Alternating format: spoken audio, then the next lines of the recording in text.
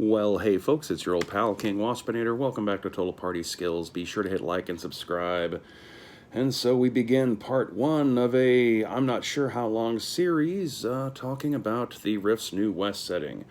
As I discussed in my overview video, I believe the setting as a whole, if you're also incorporating the areas of northern Mexico and southwestern Canada that also kind of need to go along with it, you get roughly three major subsettings. Four if you count Lone Star as being separate unto itself and not kind of touching on other ones. And we're going to start today with the High Plains. I don't know how familiar you are with geography. Most of the land to the west of the Mississippi Basin on the North American continent is actually on top of a high plateau that stretches out from the feet of the Rocky Mountain Range.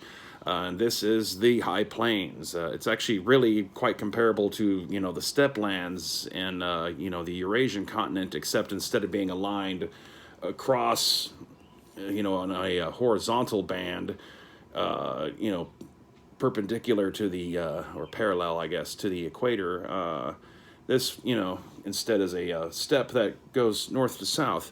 But much like that, it allows, large animal herds, nomadic groups, and people with mobility to be able to, run its range up and down and basically strike at all the lands surrounding it as needed. So it's one of the main reasons why banditry is able to thrive on the North American continent as much as it has, because the New West is hard to pacify in the Rifts setting, because in the Rift setting, the mega herds have returned, except this time, instead of just, bison and cows and other SDC creatures that are, easy to take care of with modern Rifts technology, instead, we get a bunch of replacement species, megafauna, a variety of dinosaurs and mega buffalo and all sorts of, woolly rhinoceri kind of shit, fury beetles, a whole variety of just gigantic killer creatures and gigantic killer predators,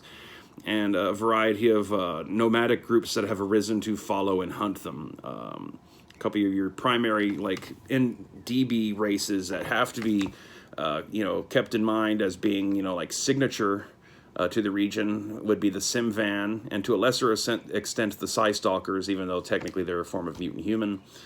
Also, this is a major region for several of the Pure One nations of, Native Americans who had been, kept in a pocket dimension for several centuries to eventually be re-released into the earth after the cataclysm and have been able to reclaim some of their territories.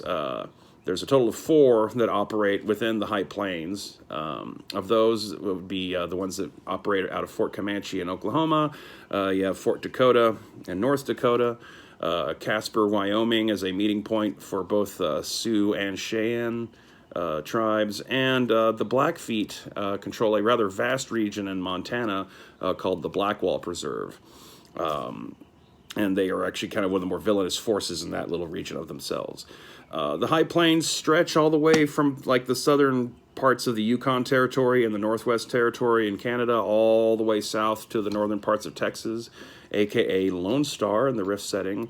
Far up in the northern parts, it's a bit less populated. There are reasons, though, why people, even in the Rift setting, still want to go up to the Yukon Territory for mining and prospecting and all that kind of stuff. For the most part, law and order is kept up there by groups like the Tundra Rangers.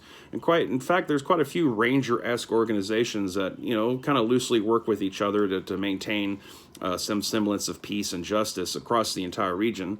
Besides the Tundra Rangers in the north, you also obviously have the Cyber Knights, who are, quite prevalent throughout the region of the entirety of the New West. Even if the High Plains might not necessarily be the center of their base of power. And throughout the region also you have the people known as Justice Rangers, which is one of the various OCCs that's available in the New West World Book. So we're just talking, though, the southernmost areas of the Yukon and the Northwest Territory. You get too much further up and it becomes hard tundra, and it's no longer the taiga land or any of that kind of stuff. It's only the little tips of the southern edge near their borders that kind of touch upon the last little edges of this big long steppe that stretches up into the north. Below them, then you have Alberta and Saskatchewan. Alberta, like several of the other of these regions that touch upon the Rocky Mountains, part of it is in the Rocky Mountains and is kind of part of a different zone. So we're mostly talking about eastern Alberta, the part that's on the flatlands, just like the Colorado Barrenies to the south. Or you're only talking about the part of Colorado that is east of the Rockies there. In Alberta, obviously, Calgary and the Kingdom of the Monsters is the big thing. There's also like a major tribe of Simvan called the Teague. Because the Minion War being an active thing, Calgary is like, a major focal point, and it's probably going to have kind of a video in and of itself to kind of contain everything that's going on there without dragging on the time of this one. I will say in short, Calgary is kind of a mixed blessing and a curse. Of the various hell pit locations on Earth being created by the various demon armies in North America, it's one of the ones that's the most likely to actually get fully constructed and open an actual proper supersized hell gate and allow even more and more demons.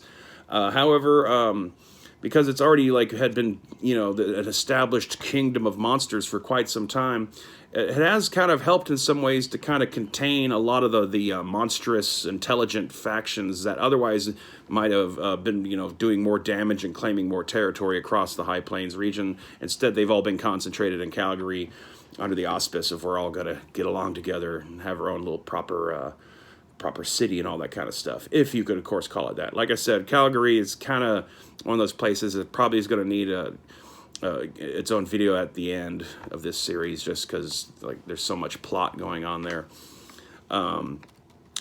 This is also a region where you start to see centaurs pop up of the various DBs that are on the High Plains. There are quite a few centaur tribes. They're relatively primitive and barbaric. They are not the same centaurs at all that the cyber centaurs of Ixion come from. Although, you do see contact between the two, and they are friendly with each other. Cyber horsemen of Ixion, like cyber knights, can also be found throughout the northern half of the High Plains. However, they don't have any settlements there, and they don't originate there. They just do to come to explore and conduct trade and, all that kind of good stuff. Below the Alberta-Saskatchewan region, that's where you start getting one of the areas that's very saturated with Psy Stalkers, kind of along the Canadian-American border, around eastern Montana and North Dakota. Obviously, like I mentioned, Fort Dakota is there, which was the domain of the Dakota Sioux, and the Blackwall Preserve is pretty much due to its west, and it's a much larger region that's controlled by the Blackfeet, who are kind of, I guess, Native American supremacists. They don't like alien creatures and DBs, obviously, and will kill them on sight. They don't care for demons and all the other kind of sorts of weird stuff. They don't tolerate white people, and by white they mean anyone who is not Native American in ultimate ancestry. And also, when it comes down to it, they kind of don't even care for the other tribes. They war with a lot of the ones that surround them and are in many ways more of a threat because their range does extend over into the Oregon Trail section of the Pacific Northwest, all Rocky Mountain zone. That will be the subject of its separate video, but they are also, like a threat to some of the Plains tribes that like the Cheyenne and Sioux out of Casper, and the Sioux to their east in Dakota. In South Dakota is where you will find the Wilkes facilities. Wilkes is, like the big famous laser gun manufacturer company. So kind of just in the middle of vast open plains, you have a tiny little industrial city that cranks out laser guns all the time. They might not be the biggest thing on the market, but they're a solid commodity. I myself have always been a fan of the Wilkes brand. Also in the Dakotas, because of the Tolkien fallout in Minnesota, you're probably going to find groups like the Tolkien Avengers, which is like a large hodgepodge of rebel ex-Tolkien patriots who still want to extract revenge on the Coalition for the fall of their kingdoms, who are now themselves serving the needs of one of the Devil Lords, who is secretly in control of the Tolkien Avengers. This also used to be a major corridor area for groups like, Bandito Arms and the black market to move goods through, to be able to reach the Great Lakes and then be able to get their goods across Coalition territory. But now, since that Minnesota has been seized by the Coalition, I would personally say that probably the Immaterial Hand would have to kind of step in to maintain the flow of goods through this corridor, since the Immaterial Hand is the black market faction that uses magic to, smuggle things using ley lines and all that kind of stuff. I can see them using like South Dakota as like a waypoint to pick up goods from Bandito Arms and all that kind of stuff, and vice versa. Wyoming and Nebraska, once again, eastern Wyoming, since a chunk of Wyoming is also part of the mountain region. Here's where you get the Casper Preserve, which is like a fortified city on top of the ruins of Casper, Wyoming, which is kind of a central meeting place and trade point for local bands of Sioux and Cheyenne natives. Nebraska is where you get Fort Prospect. Fort Prospect is the headquarters of the 1st Apocalyptic Cavalry, which is kind of like a peacekeeping force, viewed almost heroically by the people who've been saved by them. Using, in many ways, they're kind of reminiscent of like a mercenary company that has just decided to just like work for free for this, region that covers most of Nebraska and a chunk of Kansas.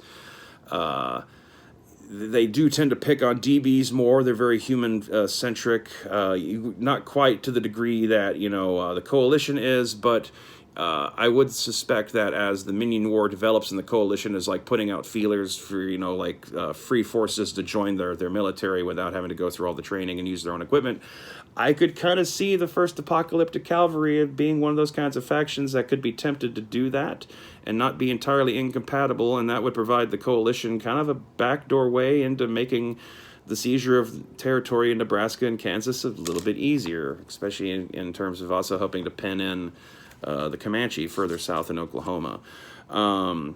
Kansas and Oklahoma are largely just kind of like open grasslands, little patches of forests and rivers and all this kind of stuff. It's not as devoid of variety as people kind of like make it out to be in their heads because of how it's presented in movies and media and all that kind of stuff. But the only real significant like political power is Fort Comanche for the Comanche Preserve, which is technically, like in terms of territory and numbers, the largest of all the Native American preserves on North America. Also, like one of the easier to get along with. As long as you treat them politely, they'll treat you politely. Otherwise, they're not particularly like, racist or speciesist when it comes to DBs and all that kind of stuff. To the west of Kansas and Oklahoma, you get Colorado. Once again, this is the place where you find the Colorado Baronies, Hope being the first one. These were originally founded by, survivors of the initial cataclysm. They're very kind of like it's mostly kind of North Colorado, so it's things that are north of where Denver was. There's a good amount of ley line saturation. They practice techno-wizardry and have developed some of their own stuff. Like there apparently were like the techno-wizard ley line locomotives were invented and stuff like that. However, they didn't quite take it to the same heights as TW technology has been developed in places like Laszlo or Arsno. What the Colorado Baronies provide, though, is if like your player characters want to have a nice place to call home, or you want a location that's like it's, your starting location is safe, like the people there aren't fucking with you. There's no terrible plots going on. It's just like a nice, chill, Shire-like homeland that the player characters can then feel like we have to defend this from the horrible things surrounding it. That's kind of really what the Colorado Baronies are kind of there for. They are in a good crossroad point for trade, though, especially as more and more trade officially begins to occur with Arsno and other factions in the deserts of the American Southwest, and especially people who are trying to like circumnavigate Lone Star. They'll have to pass through Colorado, so that puts Colorado and the Baronies in a position to become an increasingly important financial power as the timeline goes forward. Lone Star, the only parts of Lone Star that really like count as part of the High Plains are the largely the areas that the coalition holds in the Panhandle area to the northwest of the state, and to some argument, the Kingdom of Worth controlling the northernmost areas of eastern Texas around Dallas and the ruins of Fort Worth. With King Macklin and all, like how much you want to consider them an independent kingdom, or you really want to wrap them up with just the Pecos Empire as a whole is a little bit up to you. But those are natural jump-off points. Since Minnesota and Tolkien have fallen to the coalition, that used to be like a good staging ground for characters, from the more populated eastern parts of the continent to come into the High Plains and start exploring the New West. But since Tolkien fell to the coalition, and the state's now, officially seized as a territory by the coalition states. That leaves, basically that little gap in Missouri around Kingsdale, and the Kingdom of Worth as your major jump-off points for free peoples who want to enter the region. So if you're going to be running these sorts of games, you should keep in some little bit of amount of knowledge that they're there and are a natural place for the characters to be filtered through. Aside from the Lone Star facility itself, though, you got at least one major coalition city in and of itself right next to the facility called Lone Star. There's also Wichita Falls, which is one of their major military bases and kind of is their natural staging ground if and when they ever get around to just taking out King Macklin and seizing the East Texas freelands so they can sew up control between Lone Star and Arkansas. Briscoe, USA is a fun little town that can be found in the area. Amarillo, just as in modern times, future Amarillo in Rift's Earth is still boring and no reason to go there. And even though the Pecos Empire is further south and kind of is now in parts of Texas and northern Mexico that drop down from the plains, and so I'm not including them as they don't dwell upon the High Plains, but some of the factions of the Pecos Empire certainly will use the High Plains to be able to get back and forth and conduct their raids to both locations in the plains and to the various parts of the coalition and other techno states that are easily struck from the High Plains to their north, since there's not really a whole lot for them to go to the south for where they are. And so they're basically their options if you're in the Pecos Empire is go raid the west or go raid to your north. The Purvik Simvan being another major Simvan group that's prominent in the Pecos Empire, and then that ranges up into the plains, because also on top of banditry and having some involvement with occult with black market groups like El Oculta and Bandito Arms themselves, but they are dinosaur tamers and dinosaur hunters and all that kind of stuff, so they're still going to want to go around and meet the mega herds. The mega herds are one of the main reasons, though, of why a good chunk of the plains are just never going to be claimed, because the amount of firepower it would take to decimate those populations so that it's relatively safe to just place towns wherever the fuck you want in the middle of this region. It's not going to be possessed for quite some time, especially since there's intelligent, directly nefarious interdimensional foes out there to be dealt with first. Unintelligent super animals, aren't high on the priority list. But eventually, at some point, if the New West is ever to be repacified and made fully habitable again, something's going to have to be done. Otherwise, it's going to remain a big open steppe land and, conducive to bandits and nomads and, whatever kind of future golden horde that might emerge. So just kind of just to kind of re-sum things up, the dominant most powers to be found within the High Plains region of the New West is the CS Lone Star. It's part of why you're going to have mutant animals also be a relatively common, DB or DB adjacent kind of non-human to be encountered out there, because those that have managed to escape or turn renegade from Lone Star, I mean, some of them might be able to gain the knowledge and resources to be able to go to someplace safe like Char in the dinosaur swamps, but most of them are going to end up landing someone relatively near, so that means the High Plains or the deserts of the West, if they don't just end up being part of the Pecos Empire and all their crew. The Pecos Empire, though, is, like I said, even though like they're not territoried in the High Plains, they do have an extreme amount of influence and presence on the plains. So they also count as a dominant power. The Simvan as a whole, there's not just the Teague and the Purvik. There's going to be other, major tribes of Simvan to be found out there in between them, for you to come up with. You got the Kingdom of Monsters in Calgary. You got Bandito Arms. You got the Tolkien Adventures. There's the Comanche and the Blackwall, Blackfeet native tribes. The first Apocalyptic Cavalry is a major consideration for a good chunk of the middle of the entire region. And the Colorado Baronies as being, that quaint little hobbiton that needs to be protected at all costs.